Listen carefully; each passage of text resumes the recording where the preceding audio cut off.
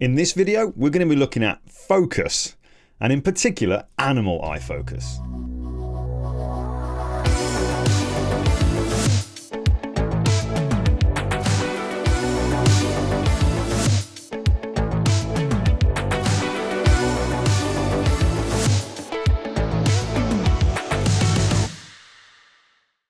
Now, no matter whether you're a working photographer or somebody who takes pictures just because you love to do it, having trust in your kit, knowing that it'll do what it's meant to do and when you need it to do it is one thing. But I actually think that equally important is to use kit that's fit for purpose and that allows you as the photographer to be creative and for the camera to be able to capture it. Now, over the past couple of years, I've been working on a project called the 39 to 45 Portraits project that, before the current restrictions, saw me touring the UK photographing our surviving World War II veterans so that I could present them and their families with a classic, timeless portrait that will remain in the family for generations to come and also at no expense to them. Kind of like my way of saying thank you for what these incredibly brave, selfless people did for us all those years ago. Now, when taking the portraits, I'll always do like a seated or a standing shot, but I'll also want to do a close-up headshot, and that's not with everybody because sometimes it's just not appropriate. These headshots have an incredibly shallow depth of field, being photographed at around f2 or even f1.8, and that's a creative choice by me so that the viewer is totally drawn into the eyes. Now, shooting portraits wide open at f2 or 1.8, I've got to totally nail the focus on those eyes, because being that wide open I could very easily focus on an eyelash with the eye being out of focus. Now, with advances in technology, our Sony cameras can now recognise a human eye, and that is a huge help when it comes to shooting portraits wide open. Also really good for video, but as well as that, they can now recognise an animal's eye. Check this out. Oh, bits. Can you bring it up here for us? How that's tracking that eye is insane, isn't it? Now, you've got to admit that is pretty cool stuff. But if you're like me, you kind of think, well, if it's recognising the animal's eye, is it really that different to the human eye? But look at this. I put the camera onto Tom and it doesn't pick up his eye. Take it back to Betsy, it picks up the eye. Incredible. That is mad, isn't it? And then on you, nothing. Wow. That is incredible. Now, I'm going to show you where the settings are for this, but just kind of carrying on with the testing of it. When I was doing that, I've then gone into the settings, changed it back to human eye, so turning off the animal eye, and this is what happened. Betsy, nothing. On you, there, your eye. How crazy is that? Yeah. How can it tell? Now, I'm actually going to show you behind the scenes of the photo shoot I ended up doing of Betsy.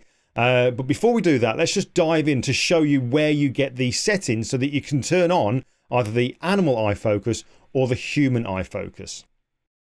Now, all you need to do is go to the menus. I'm using a Sony a7R IV and I actually find this in menu 1. So go to menu 1, scroll across to where you see the face eye AF set, click on that, and within there you can see it says subject detection, and this is where you can turn on either the animal eye focus or the human eye focus. Simple as that. Now, this kind of technology is so incredibly useful, especially when you've used it and you know you can trust it. It kind of frees you up to be thinking more about the creative as opposed to the technicals, if that makes sense. Anyway, let's take a look now at the photo shoot in which I definitely had animal eye focus turned on. So this is where I took the photograph, and as for the setup, you can see I've opted for just one light, which is generally my preferred setup. The position of the light is high enough so that the part of the light hitting the dog is the softer feathered edge. I was using my Sony a7R IV and the lens I went for was the 70 to 200mm G Master. The one I have is the f4. That's nice.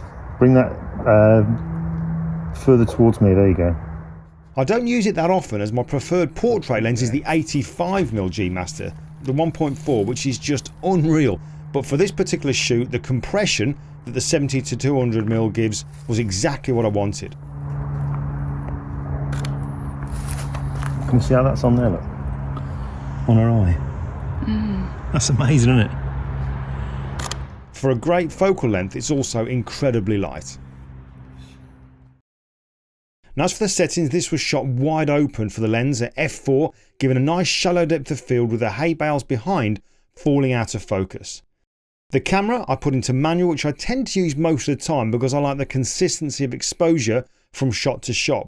But to first of all find a good exposure, I put the camera into aperture priority. I set my aperture of f4 and put the ISO down to 100. I can then make a mental note of what the settings aperture priority gives me, turn the camera into manual and dial them in. Of course I could have just used exposure lock, but this is just my preferred way to work.